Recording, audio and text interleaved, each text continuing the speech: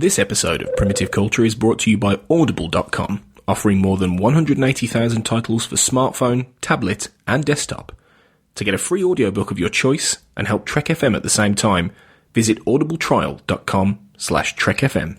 And also by Enterprise in Space, an international program of the non-profit National Space Society.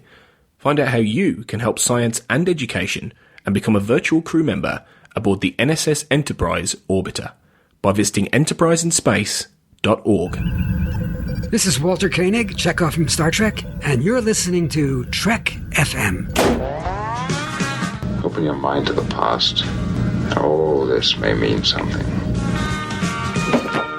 It's a primitive culture. I'm just trying to blend in. Some people think the future means the end of history. Well, we haven't run out of history quite yet. Welcome, everyone, to Primitive Culture, a Trek FM podcast all about our history, our culture, and how Star Trek relates to it. I'm Duncan Barrett, and with me as ever is my co-host Tony Black. Hi, Tony. Hello, Duncan. How are you?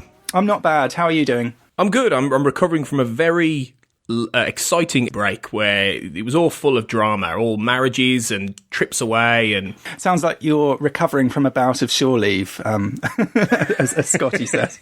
I can confirm there was possibly whiskey involved. Was so, there? Yeah. I bet. Yeah. Oh, good. Better see no more. So this episode, basically, we're going to be doing something slightly different from the last two.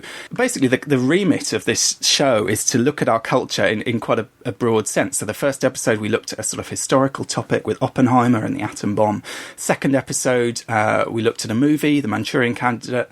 This episode is going to be the first of what we think will probably be a series of episodes looking at literary influences on Star Trek. And we've chosen to focus specifically on one film, The Wrath of Khan, because I think that's the... partly because we're looking not so much just at literature, but also at the kind of physical presence of books. And this is the film that really kind of brings books in a big way into the Star Trek universe, I think.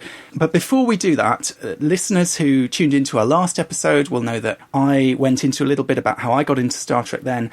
So this episode, we're going to hear a bit from Tony about his Star Trek journey and what brought him into the Star Trek universe and what's brought him up to this point. So Tony, take it away. Let us know, how did you get hooked on Star Trek? Well, I wish I could say that there was some sort of, familial connection to it, whether it was a family member who loved it or, something specifically that triggered me off. But I genuinely don't remember that happening, actually. I more remember that I ended up watching Star Trek when I was maybe about 6 years old.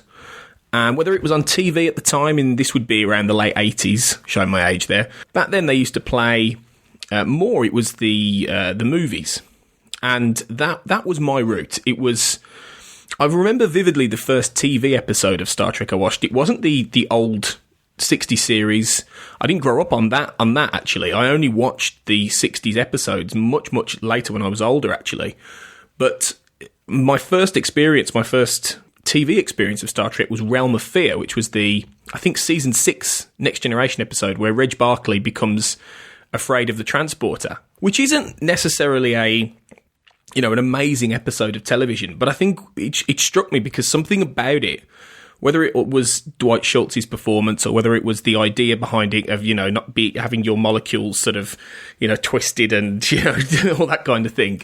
I don't know. It struck with me as quite scary in a way. And I think I've always lent towards quite scary stories in fiction. I enjoy horror. My bread and butter with my own podcast is The X-Files, which came out not long after that episode, actually, Realm of Fear. So that was my first TV experience, and from then on, I explored more of the Next Generation. I really became hooked on TV Star Trek when I found Deep Space Nine. From the third season onwards, I hasten to add. From about the... well, I say that. I think it was probably around the point of the latter sort of... not half, but 3/4 into season 2 of Deep Space Nine, which is where I think it gets really good. Around the time of, say, the Wire, which is the Garak episode, and things like The Collaborator and the Marquee 2-parter, which I think is a real turning point for that show, building up to the finale. So that was really what got me into that. But But as I say, just going back, it was the movies. And the first movie I ended up watching was The Search for Spock, oddly enough. Not being like the beginning of a story. But I think I was taken by... And it's not my favourite Star Trek movie. You'd think it would be, given it was the first one I watched. But it's not my favourite, and it never was, oddly enough. But I think what struck me was it had a real balance of all kinds of things. It was fun, it was quite moving in places, it was exciting, it made me laugh. You know, there was a real concoction to it. And I was just hooked from then on the movies. But the movies, obviously, of the original crew. And I think if somebody was to say to me, let's watch Star Trek, what do you want to watch? If it's not an episode of Deep Space Nine, it would more than likely be one of the old movies. More specifically, either The Wrath of Khan, The Voyage Home, or The Undiscovered Country. So it's quite interesting that we're covering Nicholas Meyer on this episode quite a lot, because he's behind two of my favourite pieces of Star Trek of all time. Right, yeah. Or three, no? Well, actually, yes, of course he is, because of The Voyage. I always forget this, because he didn't direct The Voyage Home. Yeah. I forget that he wrote a lot of it. So, it's absolutely. Wrote all the good bits of it, I'd say. I mean, not that there's anything wrong with the other stuff, but he basically wrote all the stuff set in the present day, didn't he? And Harve Bennett, I think, wrote the kind of wraparound, the sort of opening and the you know, kind of final section back in the future. Yeah, and obviously, you know, it's the stuff in 1987... which is 1986, 1987, which is the best. You know, that's what everyone remembers about that film, which is the Nick Meyer stuff. But yeah, and that carried on throughout my teenage years then. And I remember writing. I was probably the uncoolest kid at school because I used to write Star Trek stories, and I used to have a red folder, a red deep folder that you would put like a square box, really, that you would put things in. And I remember. I used to have all my stories that was obviously this is before the days where we had the internet or I really had a decent PC, so I used to longhand them all out, and then I used to put them. But thinking back, it was more bits of prose, but also more episode descriptions of ideal Star Trek seasons, and then I would write on the underside of the cover of the box the actual episode titles and things like that. And I must have taken it to school for some reason, God knows why, because in the early 90s, admitting at school that you were a Star Trek fan was the most uncool thing you could ever do, because the geek was not in fashion at that point. And I think I got a little bit bullied for that in a not in a horrible way, but in a bit of a way. And I do remember writing a novel in inverted commas, which I only ever showed my mum. I was about 13. Right, yeah. And it was a Deep Space Nine novel called Liaison, and it was about Worf taking the Defiant into the Gamma Quadrant for some kind of liaison. And I say novel, it was about 70 pages in a small notebook. Yeah. And my writing was big. You could probably enter that in Strange New Worlds. You should dig it out. You never know. I wish I could find it. I think my mum might still have it. I hope so. And I actually made a cover. I did some drawings. I'm a terrible artist, so that would be a travesty to look back on. trying to draw Worf. No. Oh yeah. And from then on, I just used to catch up. I used to catch it all. I think I loved all of Deep Space Nine. I was addicted to Deep Space Nine. I dipped in and out of Next Generation, although realistically, when I was really getting into the TV stuff, it was more coming towards an end. So it was Deep Space Nine I mainly watched, and I would say the first 4 seasons of Voyager. It was around season 5 when I tuned out, and I've since seen most of season 5. I've seen some of season 6, and I've seen almost none of season 7. Really, I've seen some of that, and I'm one day I'll go back to it. Season 5 of Voyager is pretty good, I think. I mean, those are the two. Well, I don't know. I mean, it's always a big divide, isn't it? Whether people prefer the early Voyager or the later Voyager. But season 4 and 5, I'd say, are a good sort of package of strong writing. I think 4 is great. I think 4 is actually one of the best seasons of Star Trek, season 4 of Voyager. It's great all the way through. And 5 does have some good... Timeless is a great example of a really, really great episode. So 5 does have its moments. But yeah, I need to go back and rediscover that. I did check out Enterprise as well, and I enjoyed I enjoyed some of it, but I only really got interested in it when the Manny Koto years came along. But by then it was too late. Yeah, sadly. But yeah, it's the point of it. Me just talking, through my journey is that it's always been there. There have been times, and I think you may have said similar, Duncan, that it's ebbed and flowed. My fandom. It's there have been times where it's been more strong when I was young, and then when I was in my 20s, it maybe not vanished, but it went more into the background. And now as I've got older, the more I love it and the more I rediscover it quite often. And I'll find myself watching episodes like when we watched The Mind's Eye. I hadn't seen The Mind's Eye for years. And it's all the more enjoyable to cherish it now, really. One of the things that struck me, having been, interested in Star Trek and a Star Trek fan for a long time, is that going back to it now as an adult, I mean, I'm sort of in my mid-30s. I think you're around the same age.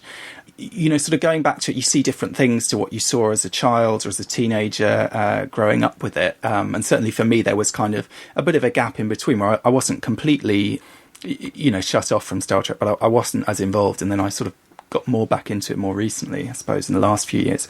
How do you find rewatching those films, those episodes over and over again now? Have they changed a lot for you? Do they mean something different to what they meant to you when you first watched them as a child or as a teenager? I think there's an element of nostalgia in places. I'm not going to lie. I think when I watch certain things, I may enjoy them more than I would do coming into it new. But I think it's impossible to escape nostalgia. If you grew up watching something, you're always going to enjoy it.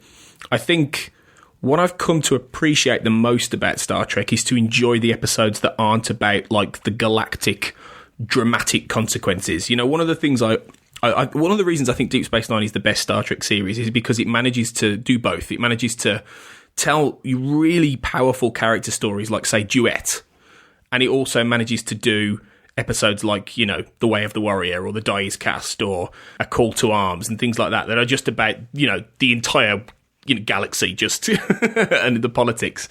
And when I was a kid, it was that stuff that I lived for. It was either the mythology elements or it was the the big dramatic galactic stories. When I was growing up, one of my favourite movies was First Contact, and I still love First Contact. But the thing I loved the most about that film was the first 10 minutes with the Borg cube and the Armada and all this. And I think now as I get older, I would much not prefer, because I love all the space battle stuff and I love all that, but I think you could sit me down and I would sit down and enjoy The Inner Light, for instance, more probably than I did before, back in the old days. An episode like that when I was a kid filled me with a little bit of dread, because I've got to spend an hour watching Picard play his flute. Oh, boring. Where's the space battles? Now I can see the power of it. I can see the richness in it. And I think that's what's happened. I think the older you get, the more you appreciate, the more you slow down. I think the slower, meditative, character-based episodes, or the ones that speak to something about the human condition, actually become more resonant. And I think that's something I've found when I've dipped back into Star Trek, really. Well, it's interesting you should say that, because in a way, I think the topic that we're discussing today, which is about the kind of influence of books in the Wrath of Khan, I was sort of thinking about it over the last week or so. What do these books represent? What does it mean bringing these kind of physical objects into Star Trek in that way? And I think a part of it, maybe we could say, is that there's something with the Wrath of Khan of kind of Star Trek growing up, and I know that Nicholas Meyer, when he wrote the script, he was not a Star Trek fan. The episodes he'd watched, he thought they were a bit cheesy. He didn't really get it. There were too many things that were off-putting to him. He didn't like the bright coloured uniforms. He didn't like the kind of 60s aspect of it. And he really wanted to make it seem, as he felt, more real, more military, more kind of, in a sense, maybe more grown up. And of course, the big theme in that film is, Kirk getting older, becoming as this sort of middle-aged character. He doesn't have the kind of flush of youth that he did in the TV series. How can we kind of reinterpret this character and move this character forward in quite a real way? And look at these characters in quite a sort of psychologically believable way that maybe in some ways is quite different from what we had in the 1960s and the kind of sort of formula of TV writing then. And to me, I think this bringing in these books is sort of a part of that. It's sort of staking a claim to something a little bit more serious. It's staking a claim to a kind of literary tradition. It's making, both the hero and the villain in this film quite literate. The fact that Kirk is happily reading a Dickens novel, the fact that Khan is, spouting Moby-Dick is obviously a favourite novel of his. It gives them a slightly grown-up sense. And I think from that we get, in later Star Trek, it's kind of established the captains read books. I mean, I'm thinking of Picard and Janeway in particular. Picard has his beautiful Shakespeare volume. He's always reading some or other worthy hardback. Janeway likes to read Dante. They're quite kind of inspirational characters in a sense, quite different from the Kirk of the TV series in some ways, and of the movies, who has this kind of flippant, jokey side. It kind of allows us an insight into a sort of more serious side of the captains as well. Yeah, and I think there's a real case to be made that Star Trek was created by Gene Roddenberry, and up until 1982, that was Gene Roddenberry's Star Trek. I think there's a real case to be made that 1982 onwards is Nick Meyer's Star Trek, and I think this is the genesis of it. The way he changed the look and feel of The Wrath of Khan, based quite a lot on budgetary concerns. He had a quarter of the budget of the motion picture, and he was told, you've got to make a film on that because we think we can, triple our money. And his reaction to that was to make something a lot more stripped down, a lot more militaristic, a lot more learned, oddly enough, even though it's an action film, even though there's more action in The Wrath of Khan than in the motion picture, and it's shorter film, it's a cheaper film. He managed to do that. But Star Trek has, from then on, a real respect of literature, a real respect of mythology, a real respect of, absorbing culture. And beforehand, dare I say it, Roddenberry I don't think was as learned a man as Meyer. I mean, you only have to read his, you only have to read A View from the Bridge, which is his fantastic autobiography, which you've mentioned, which I would recommend to anyone, because it talks in depth about The Wrath of Khan and about his approach to Star Trek. And the amount of allusions he talks about, the amount of, references he just throws in there, off the back, whether it will be King Lear or it will be Hornblower or it will be, all these things. He's just throwing in these, these authors and these works and all this stuff.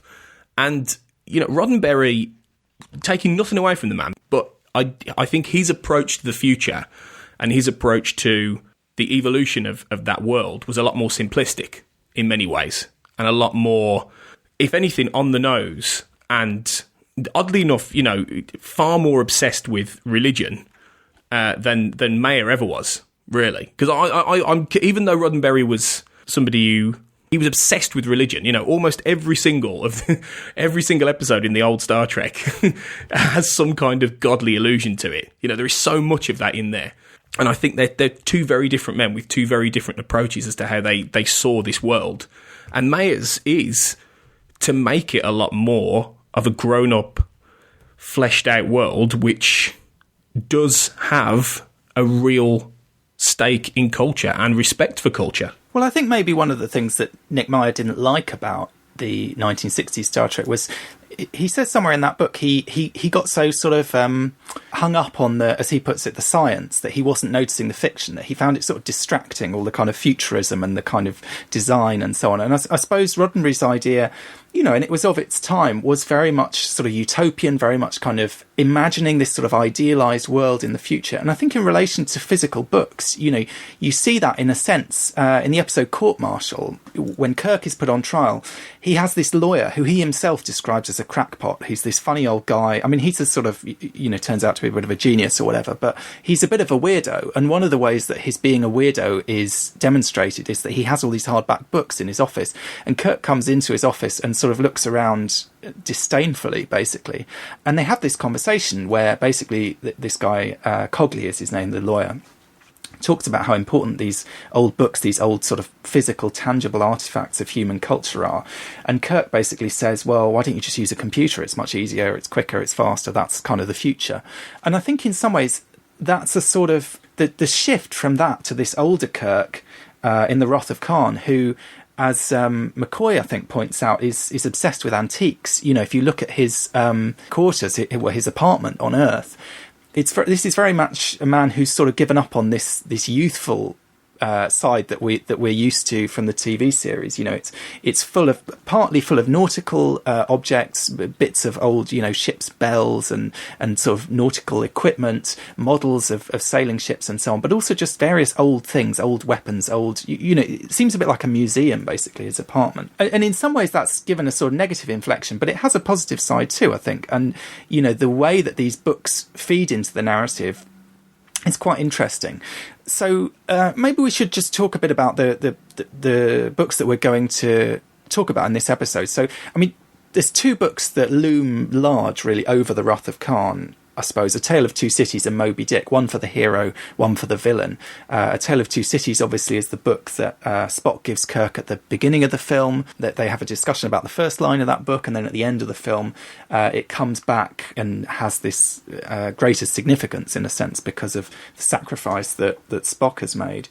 And Khan, similarly, is spouting lines from Moby-Dick constantly whenever he's sort of trying to get at Kirk. It's kind of what we have a rehash of in Star Trek 6 with all the Shakespeare that Christopher Plummer is spouting. But it's also, we see a copy of Moby-Dick on Khan's bookshelf, along with various other books that we'll maybe come to later. Paradise Lost, King Lear, Dante's Inferno, the Bible, and one that I don't think we're going to have much to say about, which is the Statute Regulating Commerce. I'm not sure what that's doing there or how that ended up there, but another big fat hardback book. Let's take these one at a time. Maybe we'll start with A Tale of Two Cities, since that, is one of these two core books that are kind of threaded through the film. First of all, Tony, why don't you give us a bit of background about A Tale of Two Cities? Okay, well, A Tale of Two Cities was written in, I think it was 1858, I think it came out, and it was a book by Charles Dickens, which he considered to be one of his best, if not his best work.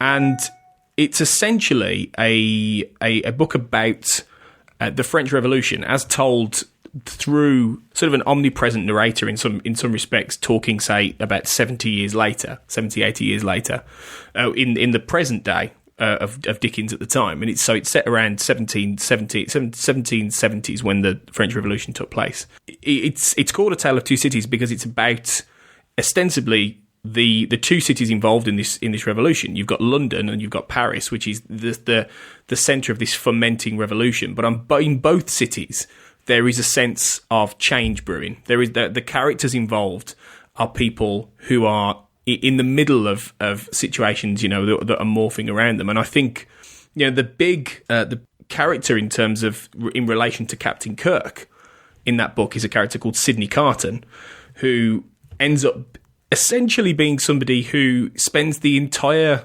story attempting to reconcile who he is in many respects, through the prism of other people quite often. And he ends up essentially being a representation of real wasted potential, and has a certain level of, a noble kind of end in many respects. He kind of sacrifices in order for things to carry on. So there are not just collections to Kirk, but there are connections to Spock as well, and in terms of what happens to him. So it's quite a key book in many respects for Kirk to have, because in some respects it's foreshadowing a lot of what's going to happen. Even though the reason I think Spock gives him that book is the same reason that Bones comes to his apartment and gives him a Romulan ale and says to him, "Get back the Enterprise, because you're growing old and you're losing who you are."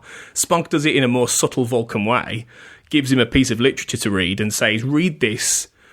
You are Sidney Carton. You will understand by the end." And it's telling that quite a lot of this film, Kirk has the book with him. He's reading that. As he's reading that book, he's experiencing this journey, and then by the end, he reads. It's funny because he reads the opening lines. It was the best of times, it was the worst of times, the famous opening lines of the book, almost with a puzzled expression when Spock gives it him, like he doesn't quite understand why he's got it. But then by the end, when he recites the words that I think Sidney Carton says, or said about Sidney Carton, they're his thoughts, really. It's like quite a strange ending to the book. It basically, because he goes to the guillotine, he sacrifices. He basically swaps himself for another man who who I suppose he feels deserves to live more than him, who has a family, who has a future, who's a kind of good man in the world doing good things. And Sidney Carton is this sort of wastrel. So he basically does swaps the two of them because they resemble each other and goes to his death. And the final lines are his sort of imagined, basically, if he could have said anything, this is what he would have said. And it's quite a long speech, but of which obviously that final section is probably the most famous. Yeah, and he says it's a far, far better thing than I've ever done, and it's a far greater rest that I go to than I've ever known. It's a very melancholy sort of sad ending. But the thing is, by the end of the Wrath of Khan, Kirk is reciting those words, like you very rightly said. Those are his thoughts. He's understood the point of the book, that it's about his rebirth in the wake of losing the person that he cares about the most. That illusion, that sense of thread through the film, in terms of A Tale of Two Cities, is something, oddly enough, I don't think everyone would pick up on, straight away. But it's very much there. I think the film sort of slightly wrong foots you in a sense, because you assume on a sort of surface level, obviously, it's a story in terms of plot. We know it's one character sacrifices themselves so that another can live, and so in a sense, you might see it as Kirk is saying, "This is what." Spock was trying to tell me. He's given his life so that I can survive and so that the rest of the Enterprise can survive and so on. But I suppose what's quite, which is tragic enough in itself that Spock has died and he's made this noble sacrifice and so on. But I suppose what makes it more tragic in some ways is that thinking about it in terms of A Tale of Two Cities, you sort of feel it should have been Kirk that died. He should have been the one to sacrifice himself. Because in terms of A Tale of Two Cities, it's very much, Sidney Carton has to be the one to die because he's the one who's not kind of living up to his potential, who's not, contributing to the world in the right way. And the guy he dies for, Charles Darnay, is quite a sort of Spock-like character in some ways. He's very decent, he's very upstanding, he's very sort of, a moral, a good sort of person. Sidney Carton is much more of a kind of human, earthy kind of Captain Kirky type person. He's a card player. He likes, he likes playing games. He's quite, he's a bit of a cheat. I mean, initially, in the early part of the book, he rescues the other character, Charles Darnay, from prosecution in a court case through this resemblance. And again, it's this kind of idea of slightly cheating the system, which I suppose is what we see with Kirk in the Kobayashi Maru. And that's exactly what's going on in that court case. It's an impossible situation. The guy is going to be executed in Britain for this crime, and then Sidney Carton manages to get him off based on the fact that they look similar. But definitely, I suppose, once you think about it, this extra level that really Kirk is the Carton character, not the Darnay character. And it's kind of emphasised in the film, I think, when Spock says to him, commanding a starship is your first best destiny. Anything else is a waste of material. And the waste of material is exactly what that character is about, really. He's never managed to find his sort of place in the world. He's never managed to find a way to contribute. Obviously, Kirk had. I mean, Kirk had that in the past, in the TV series, and he's lost it. And I suppose really the theme of the film, I guess, is partly how is he going to get it back? I think it's interesting when he says at the end, there's this discussion at the beginning when Spock gives him the book. He says it was the best of times, it was the worst of times. A message, Spock, and Spock denies that there's a message. And actually, Nick Meyer also in his memoir slightly plays the same game. The way he tells the story, he says he basically just felt, why don't people read books in Star Trek? That's what normal people do. He said, if you listen to the audio commentary on The Wrath of Khan, he actually says, I could imagine the future without people, but I can't imagine a future without books. It was this kind of bee in his bonnet of like, where are the books in this universe? So the way he tells the story, he basically just pulled down a book off the shelf at random, and it happened to be A Tale of Two Cities. So he decided, well, I'm going to work this into the script. So he kind of says the same thing that Spock does, that it doesn't mean anything. There's no message. He says, this is a quote, "Why is Kirk given a copy of A Tale of Two Cities? Because that was the book I grabbed off my shelf." Yes, but in the end, it also became an organic part of the movie. So it's this kind of fortunate experience that it kind of comes to mean something. But I think when Kirk says at the end, Carol Marcus says, because he quotes this line from the book, she says, "What is that, a poem?" And he says, "No, it's something Spock was trying to tell me on my birthday." One of the things that made me think is, does he mean, you kind of assume he means by giving him the book on his birthday, and that, as you say, it's about this sort of Sidney Carson thing. It made me start thinking, though, I mean, I've watched this film dozens of times. I don't have a sense, I don't know if you do, how much time passes during the course of this film, because it made me start thinking, actually, is it still Kirk's birthday at the end of the film? Because I don't think we ever see anyone go to bed. I don't think we ever see the amount of time that we know passes. I mean, we know there's the 2 hours where they're down on the Genesis cave. Other than that, everything seems to pass quite quickly. It just sort of made me think, does it put a slightly different spin on this film, in a sense, if it's still Kirk's birthday at the end, and actually the whole thing's only taken place in a very short space of time? Well, that's really interesting, because there's nothing necessarily to refute that. You know, a lot. I suppose the most convincing argument against that would be everything that happens on Regular One, you know, with all the people dying, and maybe simply the time it takes for things to happen, you know, the Reliant to get where it needs to go, get where it's going, the Enterprise to get to where it's going. But then there's nothing to say that it wasn't all within, you know, a relatively short warp distance, really, considering that, you know, the Enterprise isn't on Earth when it all happens. It's out on, you know, on doing the Kobayashi Maru. It's out in space. So it's entirely possible that it could be set. I always assumed it was set maybe over the span of like 24 hours. Personally, I always thought that maybe it was over a day and a night. I always thought it was fairly condensed. So that's what I mean. So say if the film starts in the morning, I mean, I'm just saying hypothetically, the film starts in the morning, it could be, I don't know, it just sort of, it struck me. When he says it's something he was trying to tell me on my birthday, it sort of implies it was a while ago, but it could actually still be his birthday at the time that he's saying it.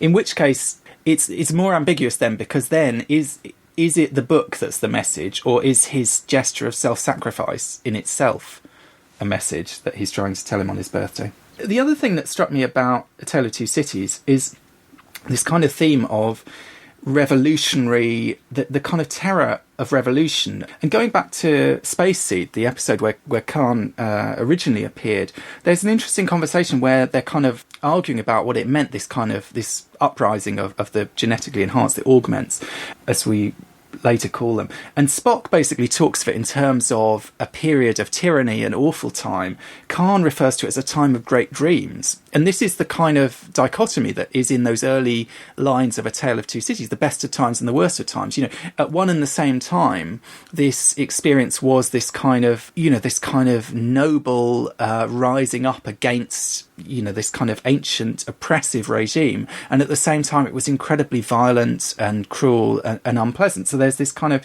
this dual thing. And I think in some ways that's the kind of background to the Khan character and to this whole group of people that he has with him. And that's sort of in the book as well. It's another kind of layer of meaning, in a sense. You can also equate the idea of revolution to essentially what Khan does once they find him on Ceti Alpha 5, and, you know, he takes over the Reliant and everything. It's admittedly by that point more revenge, but there is that sense of this revolutionary force who takes control of something that you would think is inviolate, you would think is completely set in stone, a Federation vessel, and then uses it against what they would think. You know, when the Enterprise first sees Reliant, they can't understand why it's not doing what it would normally do. It's not answering hails. It's, you know, it's them raising its shields and things like that. It is that revolutionary insurgency, you know, that Khan would have carried on doing, potentially. Although there is a sense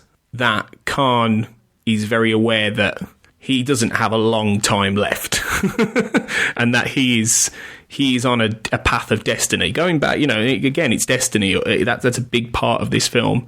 You know, he believes his destiny is to take revenge on Kirk.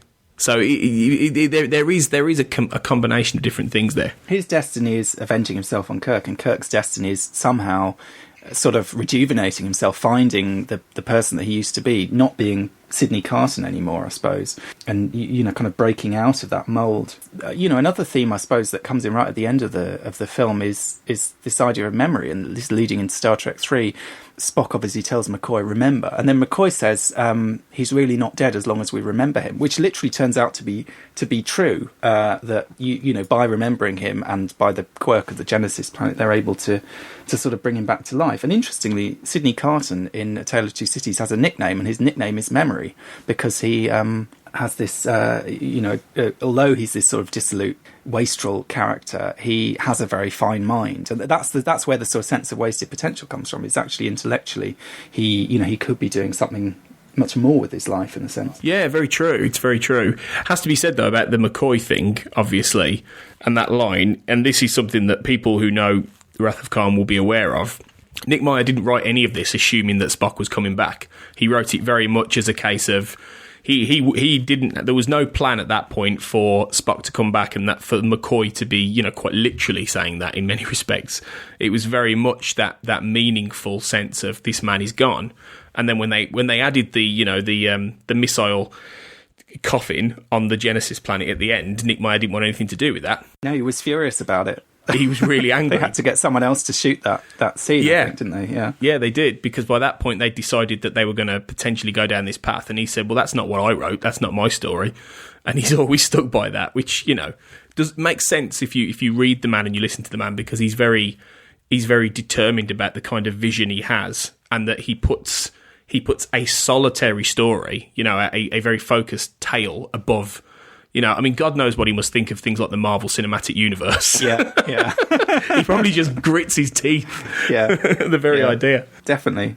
Although it's interesting. I mean, had he known that they were going to bring him back, I'm sure he couldn't have written such a moving and powerful film in a sense. I mean, it's kind of so in a way he was. I mean, not that they knew that was the plan. It was only really once they started test screenings and the film was doing really well, and they suddenly realised they might have a massive hit on their hands, that they started thinking, oh, actually, maybe this is a mistake. And I think Leonard Nimoy started thinking, actually, do I want to, say goodbye to this character if everything's sort of turning around in a slightly different direction? Well, shall we move on then from A Tale of Two Cities and talk about Khan's big book in this film, which is Moby-Dick. Now, obviously, Khan quotes or paraphrases Moby-Dick at various times. He's sort of spouting lines from that book. Moby-Dick by Herman Melville was published in 1851, and it's the story, if you want a summary, you can go to Star Trek First Contact, where Captain Picard and Lily Sloan will give you one, but basically it's about a sea captain, Captain Ahab, who's had an encounter with this white whale,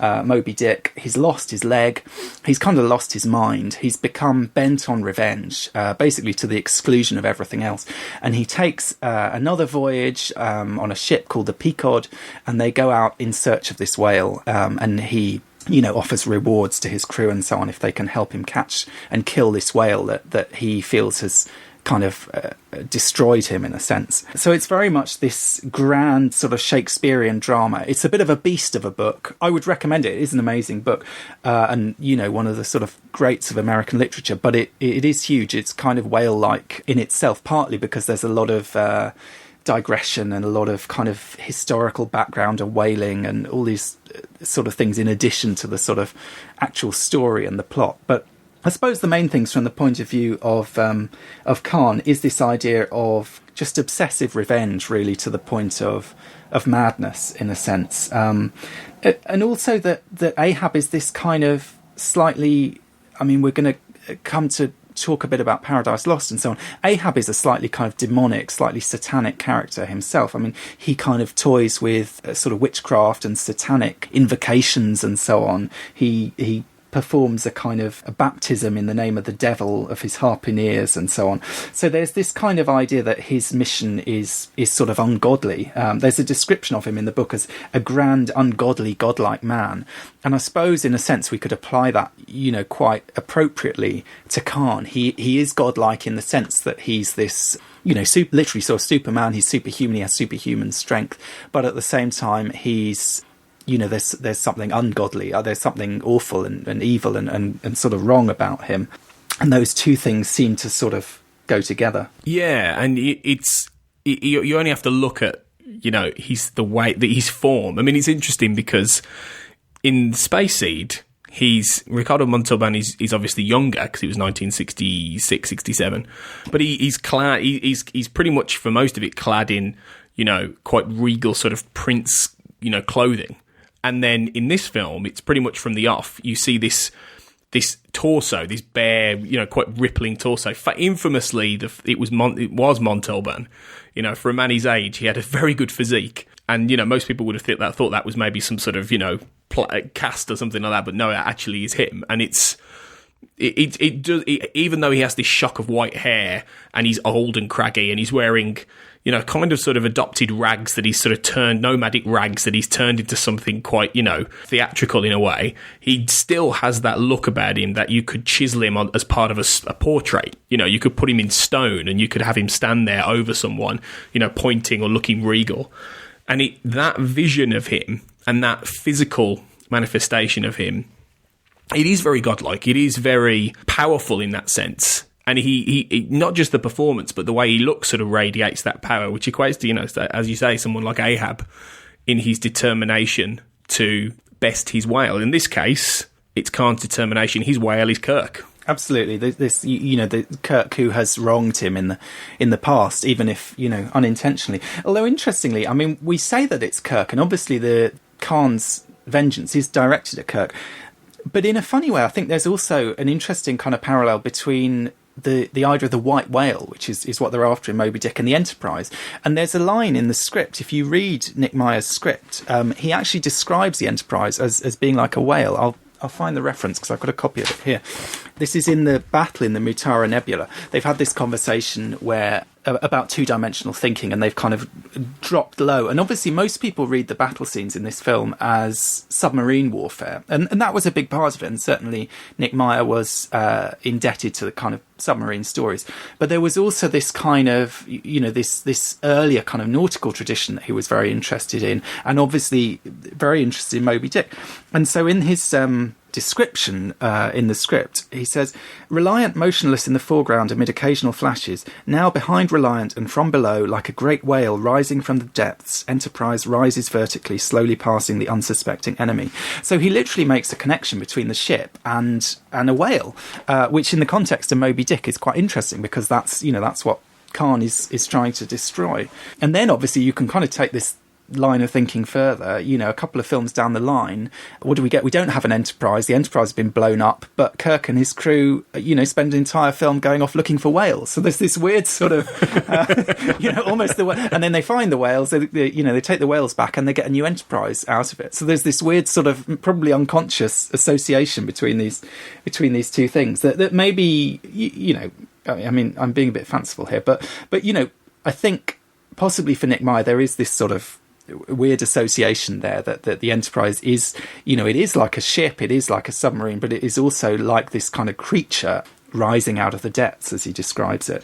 I don't necessarily think that much of what Nick Meyer does is coincidence, even though he might try and sell it as coincidence. I think even if it's, subconscious to an extent, I think he's very acutely aware of a lot of literary references, like I mentioned earlier, a lot of, symbolism and a lot of recurring ideas. And you only have to look at the 3 scripts he contributed to in Star Trek movies to see, those through lines. So no, it wouldn't surprise me at all. It wouldn't surprise me. I never thought of it quite in those explicit terms in terms of whales. It's very true. It's basically true. Star Trek movies are, an ongoing story about whales. That's and Moby-Dick. By the time we get to First Contact, which is funnily enough, that's the film that people, if you say Moby-Dick in Star Trek, that's probably the film most people would immediately think of. It would be Picard's, and Lily talking about it. People don't necessarily go to Khan, even though it's on Khan's bookshelf. And when I rewatched Wrath of Khan this weekend, I paused on the shot when Chekhov, before his Botany Bay, Botany Bay moment, and you can see all these books, and Moby Dick is front and centre with it. So these were the books that Khan had with him when he was marooned on what he thought was his lovely SETI Alpha 6. I guess one of the things that's interesting, just thinking about the way that Nick Meyer approaches Star Trek, and that maybe is informed. I mean, what the big book really that is not explicitly in this film, but that hangs over it, or not just one book, but a series of books, are the Hornblower books, which obviously were a series of novels about this character, Horatio Hornblower, seeing his career all through his life. And probably we'll come back to Hornblower maybe in a future episode and talk about that in a bit more detail. But both Kirk and actually Picard were to some extent, or to quite a large extent, by Gene Roddenberry, based on Horatio Hornblower. And certainly Nick Meyer he basically, the way he managed to find his way into writing The Wrath of Khan was, he said he had this kind of epiphany. He said, I would write a Hornblower script relocating it in outer space, because he had no interest in science fiction, but he loved these kind of, sort of almost kind of boys' adventure fiction, these stories about these sailors and so on. And I think one of the things that's quite interesting in terms of sea battles, and also particularly in terms of Moby-Dick and the whale, is, this idea of the whale kind of looming out from the depths. We see in Nick Meyer's Star Trek films, in this one and also in The Undiscovered Country, whenever he writes ship battles, they're not, most ship battles in Star Trek are kind of ships line up and they fire each other, and everything is reasonably kind of out in the open in a sense. But Nick Meyer's ship battles, the ship is always hidden. It's cloaked, or it's disguised by a nebula. There's this kind of mystery. There's this kind of sense of where is it? They can't find it, which is very much kind of tying into that nautical tradition and tying into that idea of, the whale coming up from the depths and you don't know where it is, and the kind of the depths of the ocean being mysterious and occluded, and kind of you can't really see what's where, and you don't quite know what's going on. I do think that kind of informs maybe his approach, consciously or otherwise, to writing these stories. Well, you can definitely see that, obviously not just in The Wrath of Khan, but in The Undiscovered Country, with the final battle between Kirk and Chang, with the cloaked Klingon ship that can fire. It's definitely there. And it is a recurring thread through Meyer's films. I think the other thing as well that you get a lot of, and you kind of alluded to this there, is that Meyer's approach to Star Trek is very humanist, I think, because if you look at the way he comes at it, you mentioned that he wasn't really interested in science fiction. He's not interested in telling stories about tons of aliens with lots of makeup and all this kind of thing. He doesn't really understand that, and he admits as much in his memoir. He's interested in telling very human stories, and it's interesting when he does get alien characters to play with, and he doesn't until The Undiscovered Country with the Klingons. A big key element of that is the idea of human rights, and this the fact that the Klingon delegation are insulted by the very idea that they would use the term human, as a catch-all description. But he is very interested in that human idea. He humanises the Star Trek universe enormously. He takes it from the motion picture and the 60s series, which was obviously very, it was great and it looked at all these great scientific concepts, but it was very heightened reality. And the motion picture was very, space age utopian kind of approach, very distant, very, viewed through a glass lens. Whereas there are scenes in The Wrath of Khan. You only have to look at the Kirk and Bones scene. It's two guys who just happen to be friends who are just talking about their life. And I don't think you'd really seen a scene like that before in Star Trek. And you see it throughout all of Meyer's scripts. The Voyage Home, enormously, obviously it's based heavily on a modern day Earth of that time, enormously human film, full of those interactions. And then finally, when you get to The Undiscovered Country, it's about ultimately the idea being that it doesn't matter whether you're human, Klingon or whatever, you have a common idea of, a common shared idea of how to be and the kind of, progressive future you want to create. And I think that's a really strong element to what he's trying to create in the Star Trek universe. And I think it's one of the reasons he's so interested in culture and literature and bringing that in, because he wants to bring in these very powerful human stories to a world which could very easily get detached and become about really strange and weird concepts. And I think, for me personally, I mentioned earlier my Star Trek journey and the things I love. The only point where Star Trek loses me sometimes, occasionally, is when it drowns in technobabble, or you have an entire episode that could have been processed through a futuristic computer. and Next Generation was guilty of this quite often. There's a great line in the memoir where he says, "I never understood why people in the future would say negative instead of no." Yeah. And that sums it up. You don't need all of those elements to make it a futuristic story. You just need a powerful story with powerful characters and a powerful message and theme. And I think that's why he's so interested in literature. It's partly about character. One of the things you were sort of talking about Deep Space Nine being very strong on character compared to earlier Star Trek. And I think Nick Meyer is sort of doing the same thing.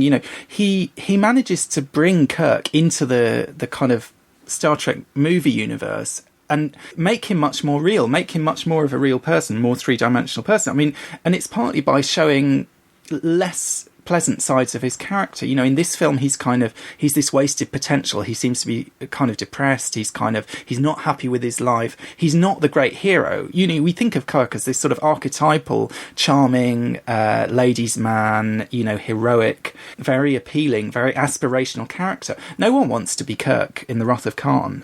You know, and at least until he starts kind of getting back into it and starts showing flashes of his old, you know, for example, when he bluffs Khan, he's sort of beginning to get back his mojo in a sense. But, you know, certainly at the beginning of the film. And then in The Undiscovered Country, again, we get a very prejudiced Kirk. We get him expressing, all of them to an extent, expressing quite racist attitudes. You know, they're not these kind of idealised figures that we're used to. They've kind of been brought down to earth in a sense, with a bit of a bump. They're human, they're flawed, they're real people, is what Meyer seems to be trying to kind of bring into these stories constantly. Which is almost exactly the opposite of what Roddenberry wanted. You know, he wanted a world where these people had evolved past a lot of this stuff. He wanted a world where they were, you know, very, not robotic in a sense, but they were above it all. They were above these kind of worries or dilemmas or emotions in a way, you know, and that's one of the reasons why, which is odd because the 60 series wasn't like that at all. There was so much passion in those stories, you know, but it was only really when he got to the Next Generation and to the motion picture that he seemed to see that world in that very sort of distant way. And it was only when they started to humanise a lot of these characters that, yeah, it all changed. Maybe one of the things that's just from, in terms of the way that we look at this film, is I sort of wonder whether there's a connection between sort of trying to make these people more real.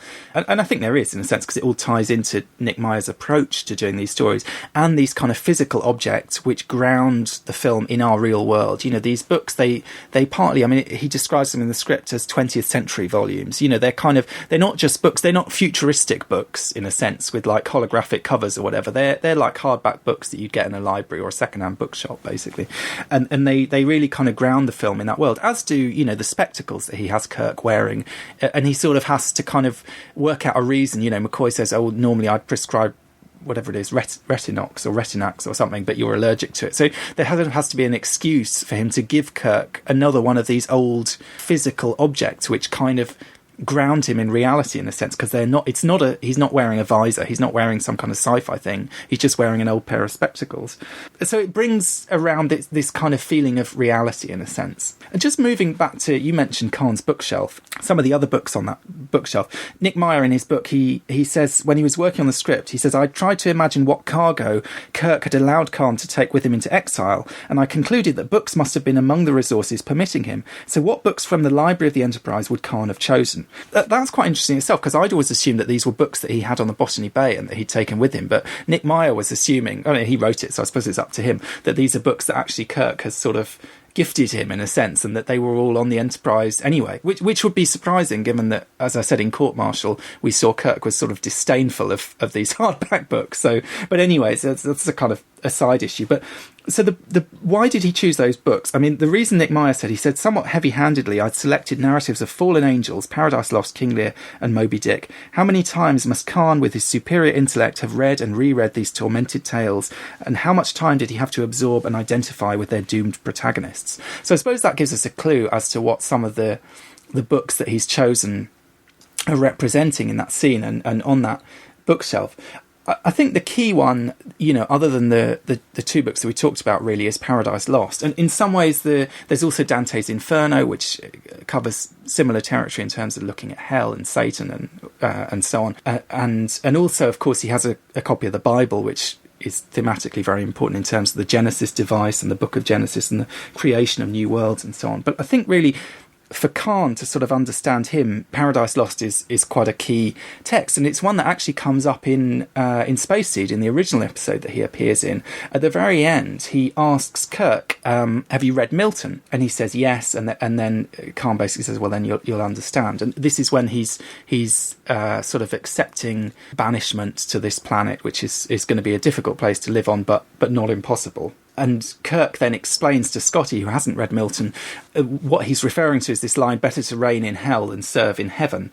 So basically, although Khan's going to be banished to this planet, which is, somewhat inhospitable, he's going to be his own boss. He's going to be in charge. He's going to be the leader, not a follower. In a sense, Kirk serving in heaven is literally what Captain Kirk does. He serves in Starfleet in the heavens, which is space. And there's definitely this sense of Khan as this character who's been taken from the heavens down to Earth, down to this hellish planet, as it turns out to be in this film. Well, at this point, I will direct people to a really good set of tie-in books written by Greg Cox called they're called the Eugenics Wars, but there's two books. They're both quite different, but they both cover the same kind of ground. And one is called To Reign in Hell, and it does tell the story of what happens to Khan after Space Seed and before the Wrath of Khan, and it fills in those gaps. And it isn't canon. It's a tie-in book, but it's really well done, and it does present this idea of how what starts off as almost in some respects a new start for Khan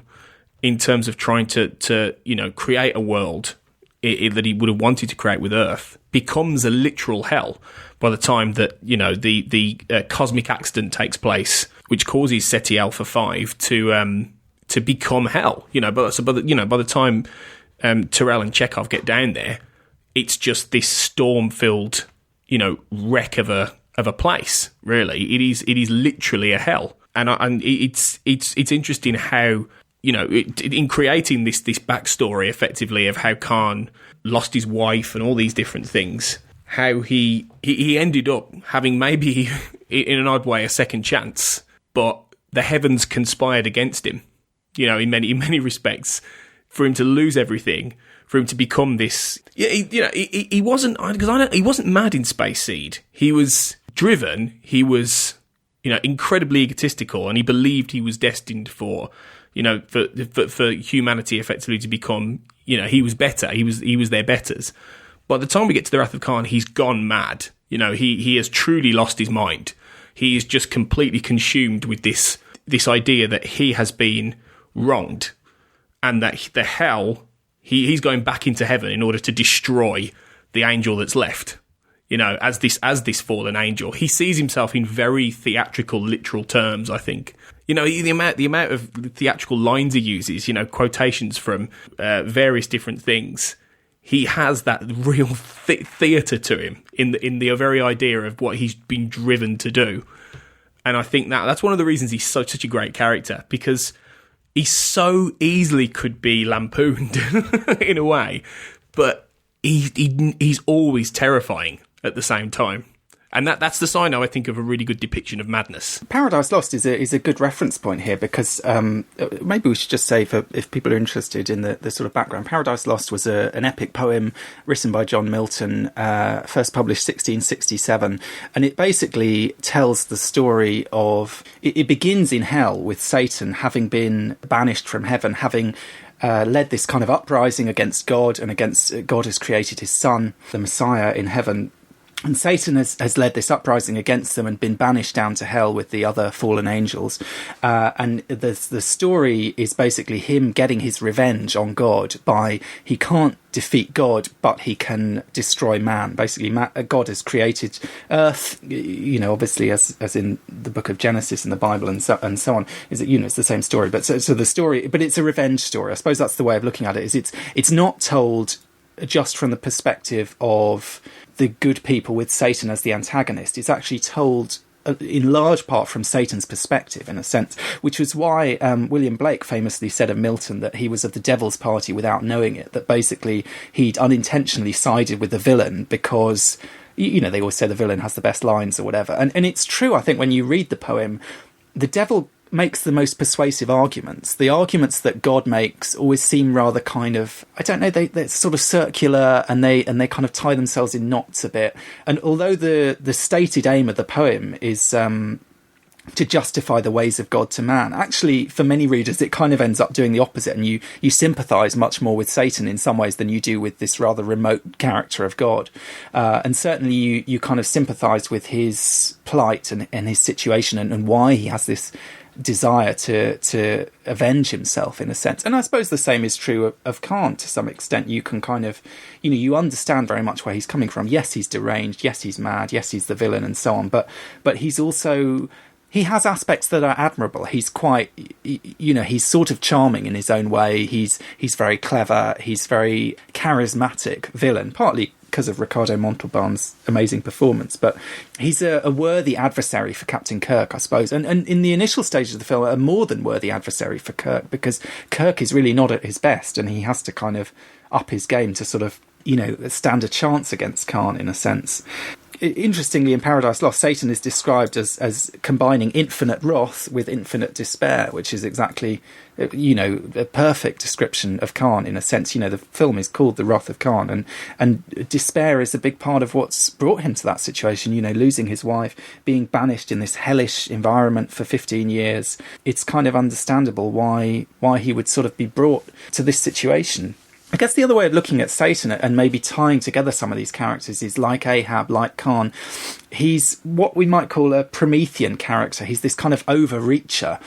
Satan and his followers in Paradise Lost are described as being the banished crew. They've been exiled from heaven in the same way as Khan and his followers have been exiled from Earth, initially in the eugenics wars, and then subsequently exiled a second time by Captain Kirk.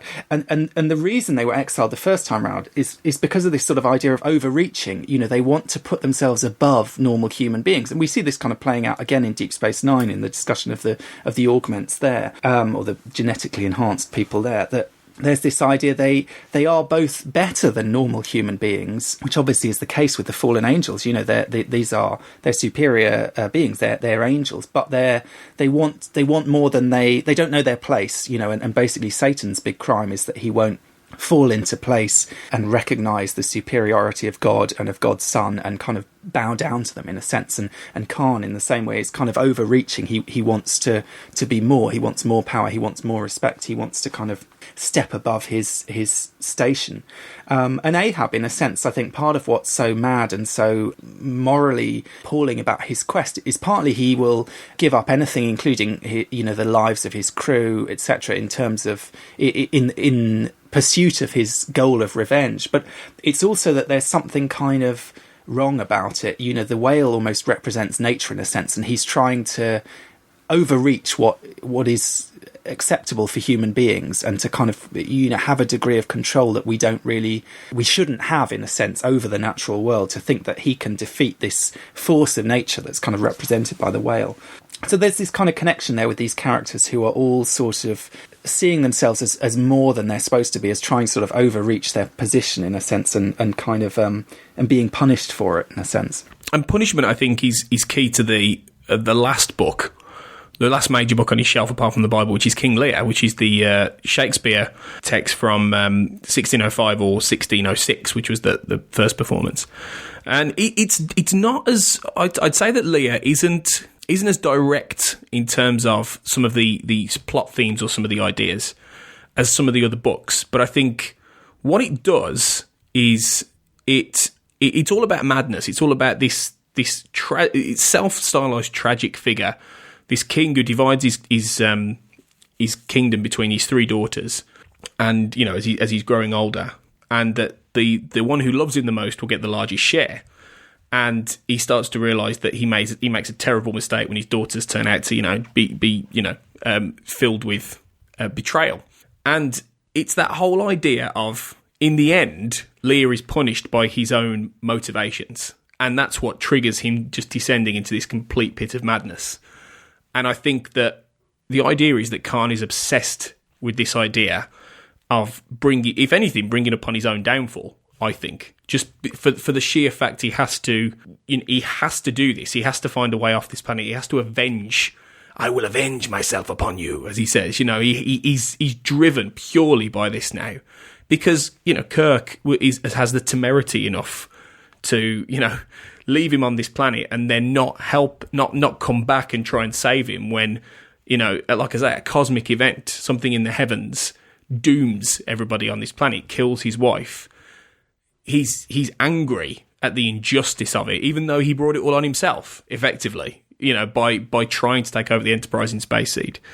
You know, he's completely pathologically unaware, unable to see his own role in it, in a way, his own responsibility. And I think that's what's really interesting about him as a character. And it's, again, another allusion to a very doomed, tragic figure. Definitely. There's this sense, I suppose, in Lear of the relationship between revenge leading to madness, I suppose, which is part of what we see with Khan. And I found it, of all the books, the least sort of obvious. And it's... I was sort of rereading Lear this week, trying to, think, what is it about this? Why is it this book of all of them that... Because I think he also has a copy of the complete works of Shakespeare on his shelf, but this one is the one that's sort of pulled out. I don't know if partly as well it's to do with Khan being an older man at this stage, so he's a kind of... I don't know how old Ricardo Montalban was, but that whole discussion about his chest was kind of in relation to the fact that he seemed to be... in surprisingly good physical shape for someone of his age, if you see what I think he was about 60. I think he was about 60 or something fine. Like that, yeah. And I mean, one of the things, famously about actors playing King Lear is that it's a very challenging part, because he's supposed to be this very old man, and then right at the end of this extremely long and exhausting and emotionally draining play, he has to carry a young woman across the stage. He has to carry Cordelia across the stage, and this was always a kind of challenge that, if you cast someone too elderly and frail to play King Lear, they actually wouldn't physically be up to the job, so you had to kind of factor that in a sense. Ricardo Montalban would have been fine. Interestingly, in Meyer's book, he said that when they were filming the scene, where he uses the Seti eels on Chekhov and so on, watching it, he said to Montalban afterwards, you really ought to play Lear. That was his main kind of takeaway from that scene, in a sense. And he sort of comes back to it later in that chapter and says what a tragedy it is that he never did, because he thought he would have been perfect for that part. So there's definitely a sort of connection there, both for Meyer sees this connection between Khan and Lear, and also maybe, as you say, those kind of themes.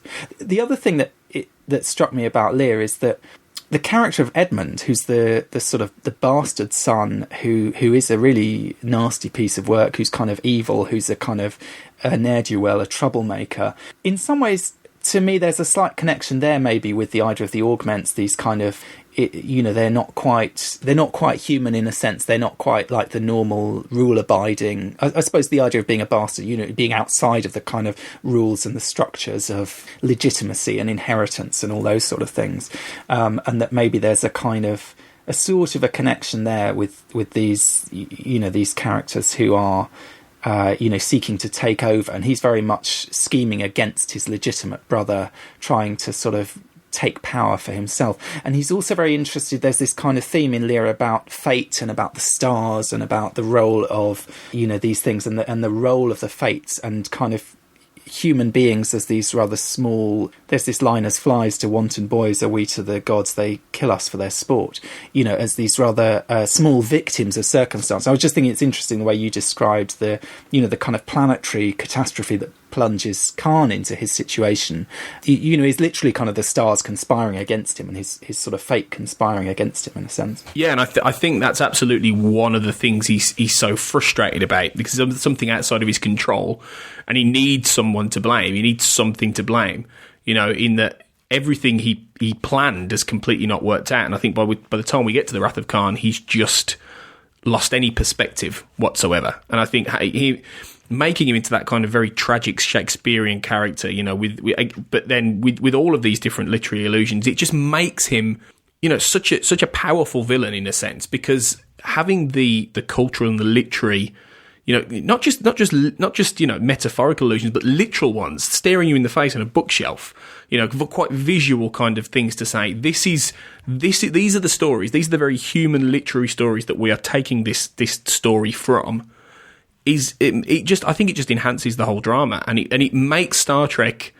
It gives it more gravitas. I think it gives it more of a sense of grounding and more of a sense of being this quite mythological story in many respects. And I think that's one of the reasons, as I said before, this is the point Star Trek becomes, in many respects, the Star Trek that a lot of people love, even more so, because it becomes in a way the human adventure, even more so, because it is a very human story. And it becomes a part of culture itself. I mean, not that it wasn't before, but it's also partly in a way of sort of staking a claim to a kind of cultural meaning in its own right by invoking. I mean, writers have always done this, sort of invoking the previous greats as a way of sort of associating themselves with it in a sense, you know, and by drawing on these themes and drawing on these connections, it's kind of bolstering its own kind of cultural capital in a sense.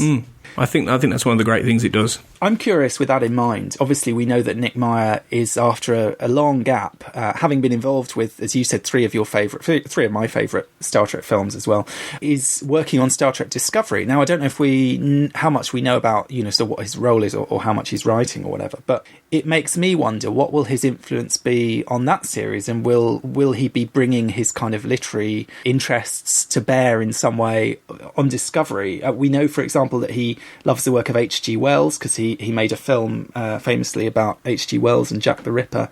You know, will he be giving us a sort of Island of Dr. Moreau in space story, or you know, what would you like to see if you were gonna? What would your hopes for Discovery be that Nick Meyer might bring from the kind of literary table? Well, I think I'd quite like to see him sort of play in a similar sandbox that he did in the Undiscovered Country, actually, because I think from what we know about Discovery, and spoilers in case anyone does want to know, nothing, and I'm not even sure this is a spoiler. it's from what I've heard. It's going to heavily feature a kind of, you know, Klingon Federation sort of war scenario, a bit of a Cold War scenario before the events of the original series. And we're going to be playing a lot with elements of politics, you know. So I'd quite like to see him go back to some of that. And I'd quite like to see, you know, obviously, and I'm sure we'll talk about the Undiscovered Country another time, but Hamlet is a very big force in that film. I'd like to see him tap more Shakespearean stories, more of these kind of literary allusions, playing in whatever political kind of, you know, metaphor they're going to invoke. And I imagine Discovery will try and invoke something fairly current in its own way, as every Star Trek series does. I'd quite like him to see him do that, because I think, much as I think The Wrath of Khan is his greatest work in Star Trek, I think The Undiscovered Country is, in some respects, even more grounded in the literary, in a way. So I'd quite like to see that. I'm sort of hoping for this is my hope for Discovery, and it's partly just sort of guessing really between the lines, because this sort of slightly controversial decision that they've made the captain not the main character, and the main character is the first officer. I'm sort of hoping for a kind of mutiny story, and obviously, you know, looking at Meyer's literary interest in nautical literature, obviously there's a kind of whole sort of literature around the idea of mutinies there, or, you know, maybe taking that another way, it could be, you know, you talk about Shakespeare, it could be like Julius Caesar in space. I'm sort of hoping that Jason Isaacs is not there to be kind of in the background and in the kind of what was originally the Jed Bartlett role in The West Wing, until they realised they had to kind of bring him into being a main character, but that there's kind of a plot there, and you know, I'm not really expecting Jason Isaacs to make it through to the final episode, whether that's through, you know, something tragic happens to him, or I'd be quite interesting to see a story where there's a bit more sort of conflict within the crew of a starship or something. You know, so maybe we could have Julius Caesar in space, something along those lines. That'd be amazing. Yeah. Surely you don't cast Jason Isaacs if you're going to have a good guy. Surely, I mean, if you're going to cast anyone to play a duplicitous captain who is a bit evil, it's Jason Isaacs. So let's hope so. Definitely, fingers crossed. I hope so. I'd love that. Yeah. Well, there's one final question that we all seem to ask on these episodes, so I suppose I'd better pose it to you, which is, so we've been talking about the Wrath of Khan. What do you reckon? Any good? Yeah, it's all right, I suppose. Yeah, fair enough. I can live with it. I can stomach it. No, Could be worse. it is my favourite Star Trek film, and I don't just say that for the purposes of this episode. It is the one I think I've probably watched the most. It is just. I've gone on record on other podcasts, I think, of saying this. It is not just, for me, the best Star Trek film. I think it's one of the best science fiction films ever made. So, you know, that's as good as I can say, really. Absolutely. No, I agree. I totally agree. I mean, I think it is a great Star Trek film, but it does sort of go beyond that. I suppose partly because it feels... It's also indebted... I mean, we've been talking about literary references. I think it's also indebted to other sci-fi films. Like if you think of, say, Alien, actually, a film like that has quite an influence on it in terms of the kind of... partly the sort of body horror stuff with the Ceti Alpha eels and so on. And also, there are some quite scary, quite horrific, quite nasty stuff. And actually, it was interesting reading Meyer's book. He said basically if he could have afforded the budget... he would have... I don't quite understand why this would have cost a lot of money, but basically he said he really wanted the Enterprise to look like that ship in the original Alien film. Quite kind of more sort of run down, I suppose, more sort of gritty. And he does achieve that to a great extent. He makes it feel more grounded. He makes it feel more gritty. He makes it feel less like this sort of perfect, pristine, beautiful environment in a sense. But I really think he is staking a claim not just to writing a good Star Trek movie, but to writing a great science fiction and directing a great science fiction film as well. Yeah, which is ironic because he didn't really want to make a science fiction film. No. That's the irony.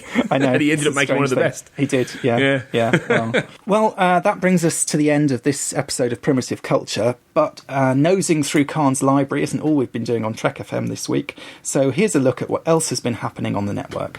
Previously on Trek.fm, Melodic Treks. I think one of the things, though, that still attracts me to his music is that whole dissonance, having something be not quite perfect, two notes that seem like they should be on, but one of them's just slightly off, not enough to be flat or sharp, but just enough to make you notice. And he uses that a lot in his music. Literary Treks. It's not just about Q. Do you remember Trelane from the original series? The episode The Squire of Gothos? He was played by William J. Campbell, a.k.a. Koloth. But Trelane's character in the original series is very similar to what we got later with Q, and he may have been some of the inspiration behind the Q character. Saturday Morning Trek.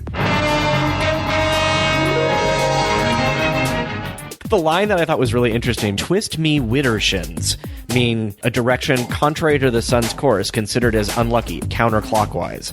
So instead of saying twist me counterclockwise, they said twist me widdershins. So they used the word widdershins? Widdershins. That's a word? Yes. That's and apparently real world. A child in 1973 should have known, apparently. Wow. That is...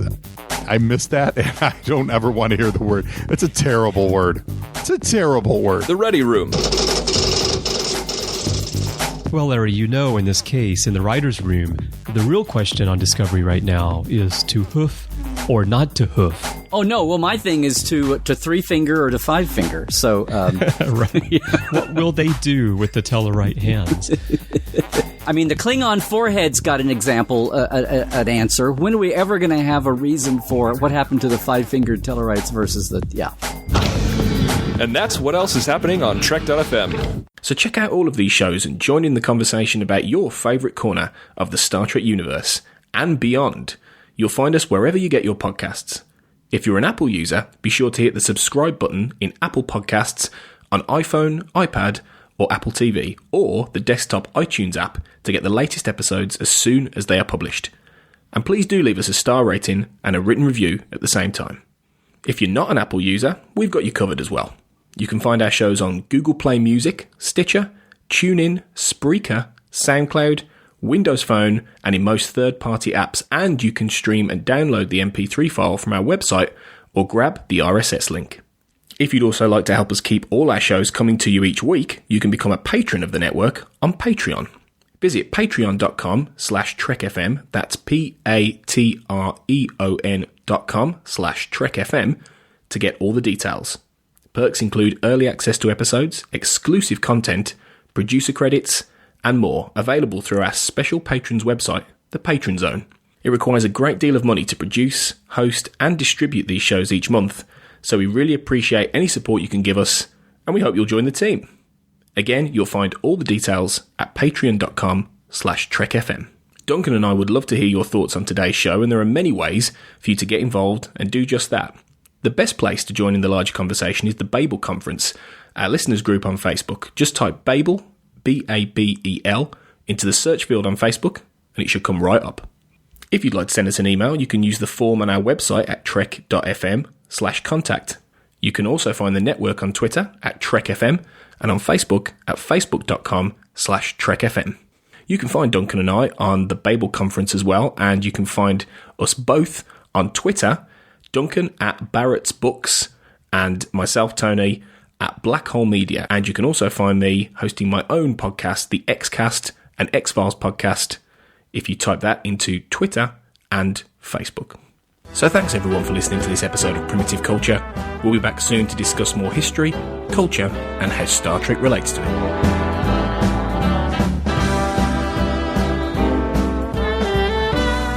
You're blended, all right.